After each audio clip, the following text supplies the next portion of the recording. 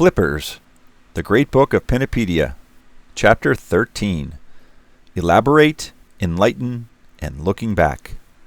Look at that, the once unknown story of Pinnipedia. What a tale, right?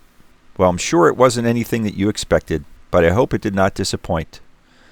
Looking back, their story almost seems like a fable. Water is an element that represents acceptance. Whether this acceptance be of change or struggles, it's shown through brilliantly here.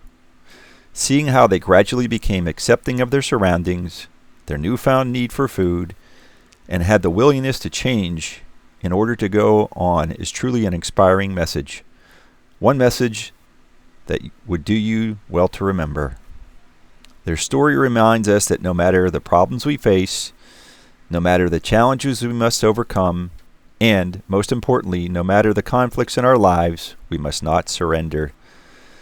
They did not have land advantages that they once did, since they made the decision to live in a new way. Trading in one advancement for another can be a difficult thing, especially when a new place poses significant hurdles to the average way of life. Their predators and threats have recently exceeded, yet they do not give up. Just as they push forward for survival, we must do the same in our SOS movement, for them and for the world.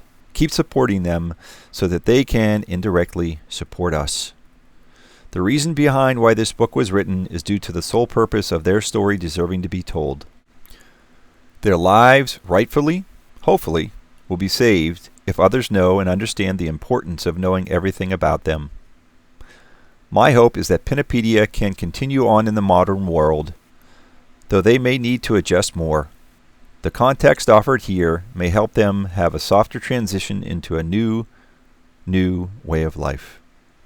Although it remains a mystery to me as to why anyone would have any interest in harming them, the pain and sufferings are still evident. These acts include misconceptions about their safety and health, misconduct by handling them illegally, killing them on the spot, or harming them through carelessness of our ecosystem. In the end, Pinnipedia is a fantastical and global wonder. Most often overlooked, it is crucial to the health of the ocean, a home away from their original home. Not only do they have a story as grand and truthful as they are, but they also share their trusting nature with us, in hopes that we will care about them as much as they are curious of us. Differently from any other behavior of a marine mammal, pinnipeds are known not to be afraid of people. Especially when contrasted to whales, their behaviors make little to no sense, to uneducated onlookers that is. They share very simple lessons through merely looking at you, showing you that making eye contact creates a connection even when no verbal communication is present. You can see when there is fear, joy, sadness, or otherwise by looking at someone, and although they have limited eyesight on land, pinnipeds can still see you. In addition, the choice to move closer to an individual displays their natural curiosity and willingness to learn about them. It is to the belief of the entire SOS movement that we do the same. By working together, we will have much greater success. There is always power in numbers. Like these superb pinnipeds, we must make a stand and have the willingness to put our voices together for the better of the marvelous Pinnipedia. They take the first step to share their presence with us by just looking over, but do even more so when in interaction. Both the complexity of their genetic makeup and the simplicity of their actions signify the wisdom they could offer while also learning about us. Pinnipeds find peace through acceptance, so we must find peace through strength to support all that they have to offer the world. Our mission revolves around their lesson, acceptance. Last, it may seem like a lot to support a sublime movement such as this, almost like a challenge or a pressing matter requiring rigor and grit. Some may feel shy to speak up about issues like these, but it is actually understandable that they feel that way.